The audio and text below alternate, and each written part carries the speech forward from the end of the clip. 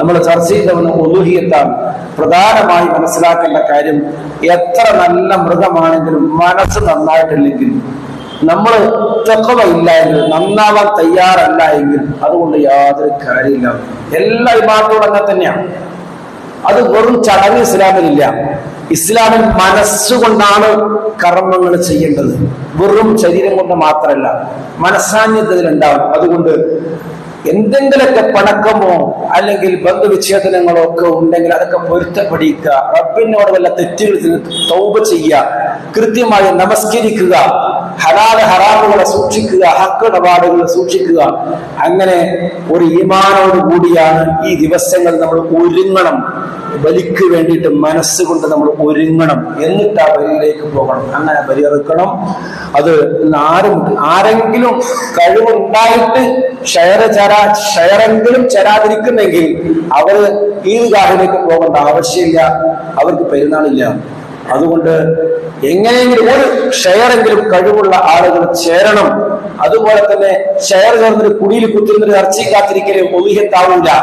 അള്ളാഹുവിന് ഏറ്റവും ഇഷ്ടമുള്ള പ്രവൃത്തി ആ ദിവസങ്ങളിൽ ആ ഒലീഹത്തിന്റെ മാംസത്തിൽ തൊടലും അത് ആ രക്തം കയ്യിലാവലുമാണ്. അഥവാ അതൊരു മുഴുവനാണെന്നാണ്. അപ്പോ ഷെയർ ചേർന്നവർക്ക് അവിടെ പോയി സാന്നിധ്യം ഉണ്ടാവും. അവർക്ക് അതിൽ പണിയെടുക്കുകയും ചെയ്യണം. അള്ളാഹിന് മുമ്പിൽ മുതലാളി തൊഴിലാളിയൊന്നുമില്ല, വിവാദത്തിനും ഇല്ല. അവിടെ പോയിട്ട് അതിൽ ഈടുപെടുന്നവർക്കാണ് അതിന് നന്മ കിട്ടുക, സ്വർഗം കിട്ടുക. എല്ലാവർക്കും ഒരേ സ്വർഗ. അതുകൊണ്ട് അതിൽ മുതലാളിക്ക് വേറെ തൊഴിലാളിക്ക് വേറെല്ല, തെപ്പവയുള്ളവർക്കാണ് കൂടുതൽ ഉന്നതിയിലെത്താൻ കഴിയുക. അതുകൊണ്ട് അതിൽ ഭാഗവാക്കാകണം. ഇൻഷാ അല്ലാഹ് നമ്മുടെ പെരുന്നാൾ നമസ്കാരം രാവിലെ 7 മണിക്ക് സാധാരണ നടക്കാറുള്ള ഫാത്തിമ നബിയിൽ തന്നെയാണ്. എല്ലാവരും ഒന്നു കൂടി മുസല്ലിയായിട്ട് പള്ളി അതിലേക്ക് എത്തേണ്ടതുണ്ട്.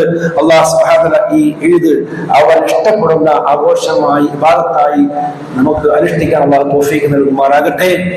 اللهم اغفر للمؤمنين والمؤمنات والمسلمين والمسلمات الأحياء منهم والأموات إنك مجيب الدعوات يا قاضي الحاجات. اللهم أجرنا من النار، اللهم أجرنا من النار، اللهم أجرنا من النار. ولا تصبح القنا بالنار ولا تجعلنا من حطب النار، وإنها بئس الدار وبئس المثوى وبئس القرار. ربنا اغفر لنا ولإخواننا الذين سبقونا بالإيمان ولا تجعل في قلوبنا غلا للذين آمنوا ربنا إنك رؤوف رحيم.